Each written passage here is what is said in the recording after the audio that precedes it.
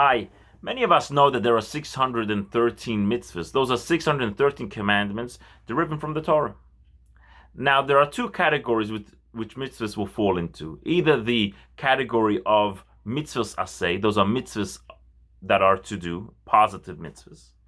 For instance, placing a mezuzah, blowing a shofar on Rosh Hashanah. Then there are mitzvahs that are the category of lo saseh, not to do's. Those are the negative mitzvahs, not to kill, not to steal, and many that fall into that category. Sometimes there are mitzvahs that actually have both categories with them, and therefore when you accomplish that mitzvah, you're fulfilling two mitzvahs at the same time. Today's Torah teaching, the Torah discusses that if someone vows to give a gift of a sacrifice towards the tabernacle, towards the temple, he shall not prolong in giving that gift. So therefore, when he accomplishes and does what he's supposed to do, he's actually fulfilling the category of mitzvah, which is lo saseh, which is not prolonging what he has said he would do. A little later, the verse says that motzei sefasecha tishmar, you should keep and do what comes out of your mouth. And therefore, when he will bring his gift, he is actually accomplishing keeping the words that came out of his mouth. And therefore, it's a mitzvah aseh, the positive element of a mitzvah. And therefore, when he does that, he's doing two mitzvahs. He's doing not prolonging and also keeping the words that came out of his mouth. Now, the Torah also says that if you don't make vows, there is no sin, meaning we don't have to go and about our lives by making vows and then putting ourselves into trouble because we can't keep up to them. Just rather live our lives doing the Torah and mitzvahs, but avoid making vows.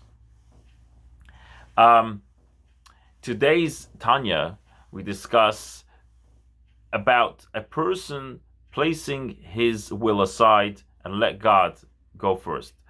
It says in the Pirkei Avos, the ethics, Jewish ethics, that batel ritzoncha pnei ritzono, nullify your will before God's will. Now that's a powerful statement. It doesn't just say that you should put aside the things you want, but actually nullify. And that's because true faith in God is believing that everything that happens in this world, at every moment, good, bad, is all with the hand of God. If God would not keep his energy in this world or things that happen in this world for a moment, it wouldn't exist. So if it's there, it's because it's God's will.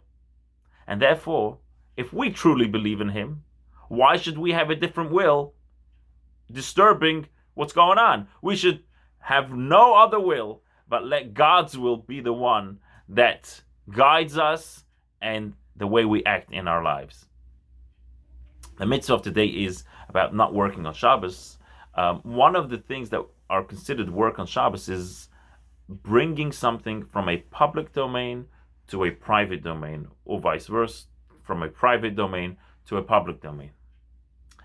A little insight into this mitzvah is that on Shabbos we are elevated to the private domain of God. We're unifying with the oneness of God on Shabbos.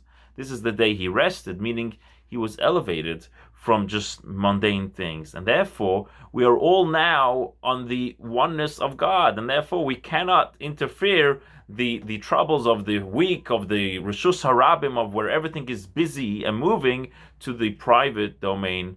And that's why also, in a practical level, we don't move from one place to the other place on Shabbos. Have a great day.